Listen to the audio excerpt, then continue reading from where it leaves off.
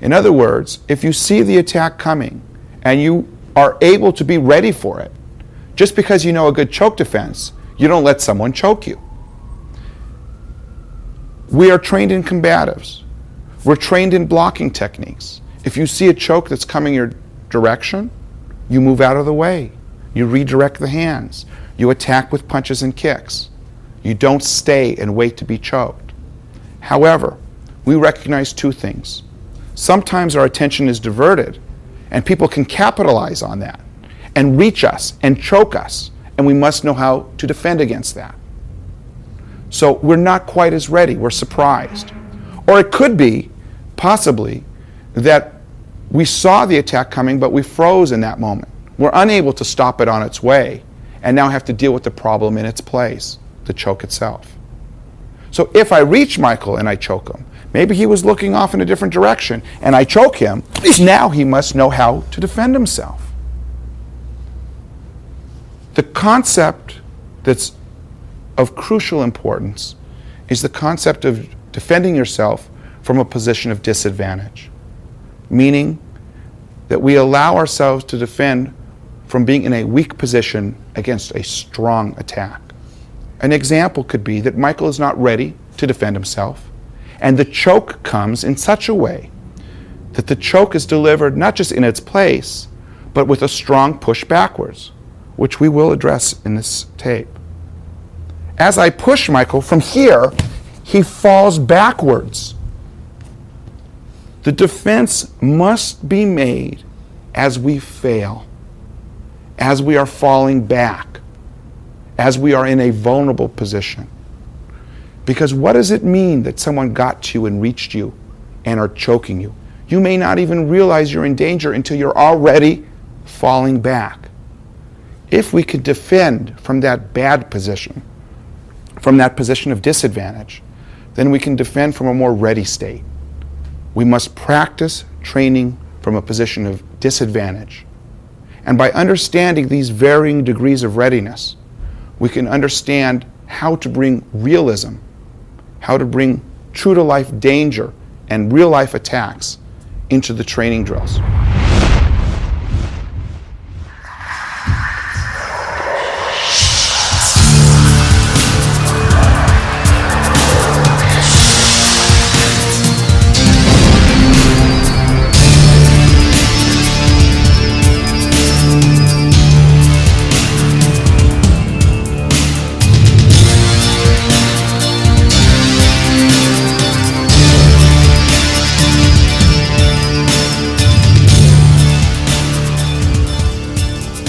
The defensive exercise that we're going to present now deals with an attacker that is going to choke the defender.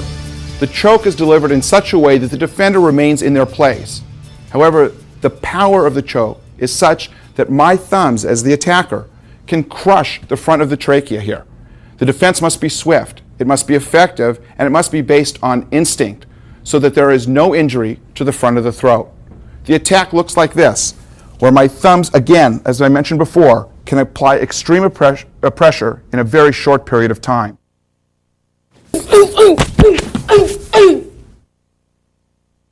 John has entered the scene to apply this frontal choke to Marnie. As he's applying the choke, you can see that there's pressure being applied to the front of Marnie's throat. This pressure is the pressure that can crush the front of her trachea. Marnie is making a plucking, instinctive response to this danger, freeing the front part of her choke. As she is doing that, she's delivering a knee or a kick to the groin area of John because it's open. It's a target area that's available. She follows up with further strikes, palm strikes to the face, further knee strikes, and a possible elbow strike to the back of the head or the neck. At this point in time, she's free to leave the scene because she's safe to do so. In this view, we can see the choke applied to the front of Marnie's throat. The thumbs are applying pressure to Marnie's throat. She must act quickly with this plucking response. She's plucking at the hands of the attacker.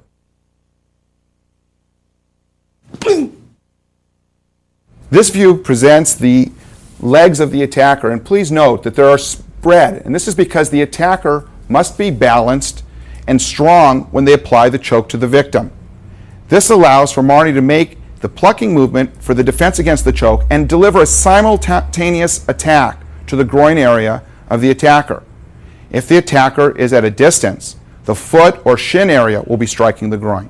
If the attacker has his bent arms during the choke or is smaller, that will necessitate delivering a knee to the groin area as the counterattack.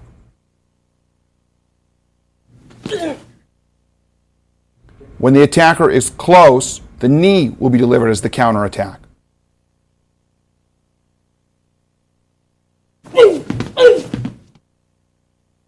Here, Marnie's making the plucking defense and delivering the knee counterattack to the groin. This drops John's body, and Marnie attacks with palm strikes to the chin and her fingers towards John's eyes.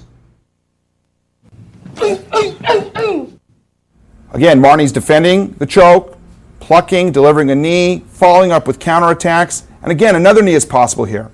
Because a knee is delivered to the groin, John has dropped as far as his height and his weight is concerned. This presents a valuable target to Marnie towards the back of John's head or his neck. She's hitting with elbow strikes to the back of the head or neck if John is close. If John happened to drop at a further distance, downward hammer fist punches would be appropriate. And at this point, Marnie is free to leave the scene. Now we're going to present this exercise to you in real speed, in real time.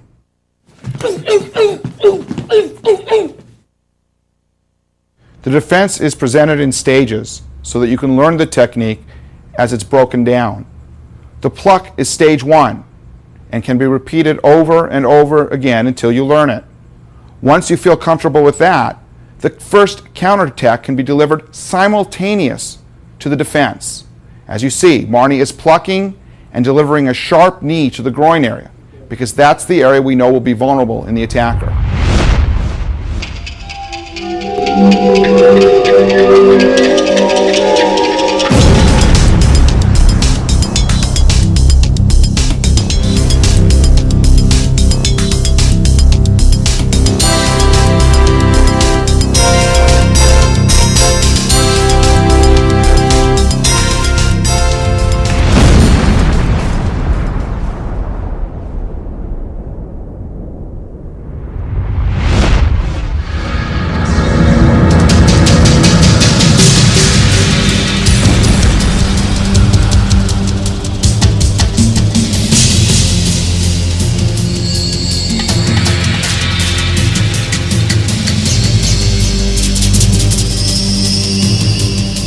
The next scenario deals also with the choke in the place. However, the angle has changed. In this particular exercise, we're going to deal with an attacker that applies a choke in the place, but the attack comes from behind.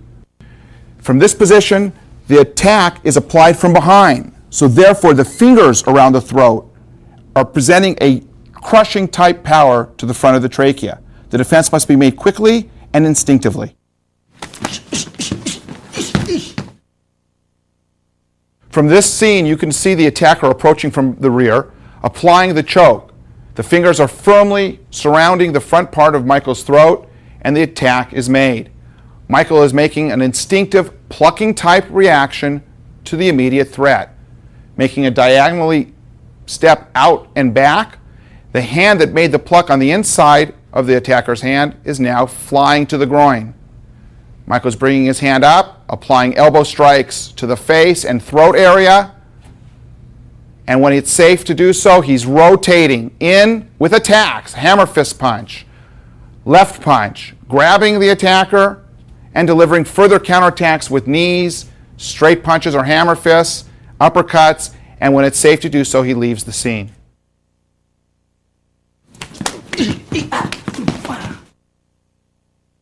For instructional purposes, we'll break down the exercise.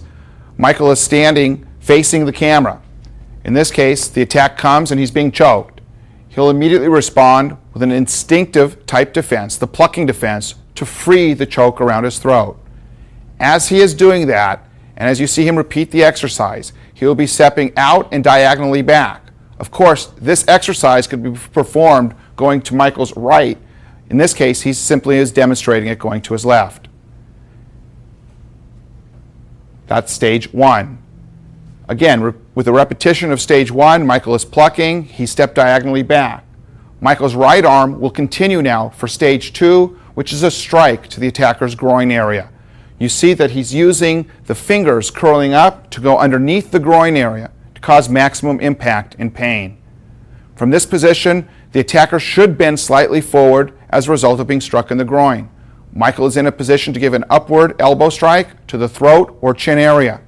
At this point in time, he can deliver multiple elbow strikes on a horizontal plane. At this position, he'll be ready to turn and continue attacks with a hammer fist and a follow-up punch with the left hand. He will grab the attacker and follow up with appropriate knee strikes and possible hammer fist punch or other punch until it is safe for him to leave the scene. In this scene, the exercise is reviewed from the back of Michael.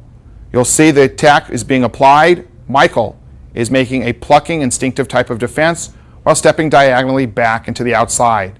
The inside hand continues to the groin, the fingertips up and underneath the groin. Michael pulls his hand back and delivers elbow strikes to the throat or chin. Michael will then be able to turn and face his attacker, delivering hammer fist punch and other follow-up punches, grabbing the attacker, delivering knee strikes, and further counterattacks as necessary.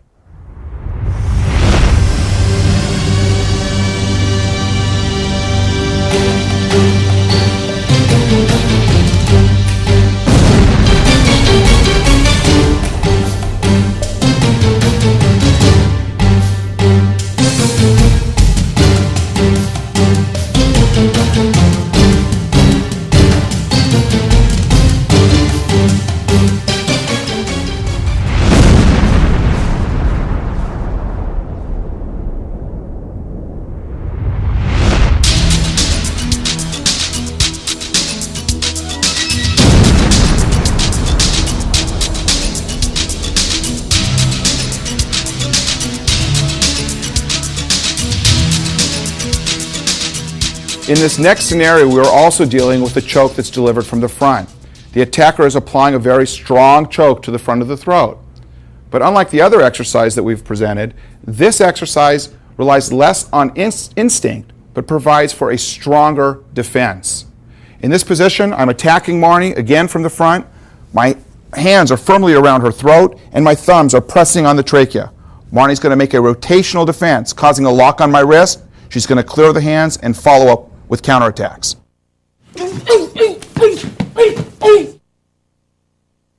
In this view, we can see the attack applied to Marnie.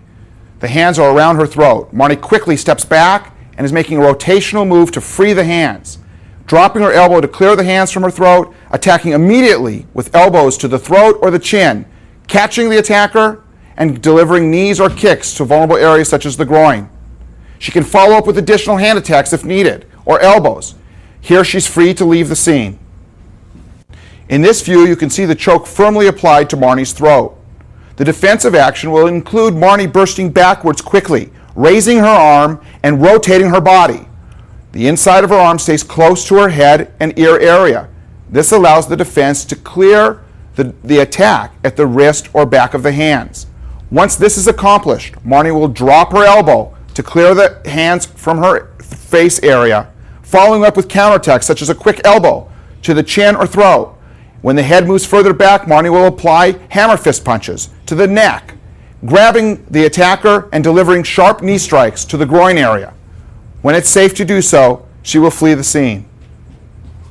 To break the exercise down for learning purposes, you'll see the exercise in its various stages. The first stage is the choke is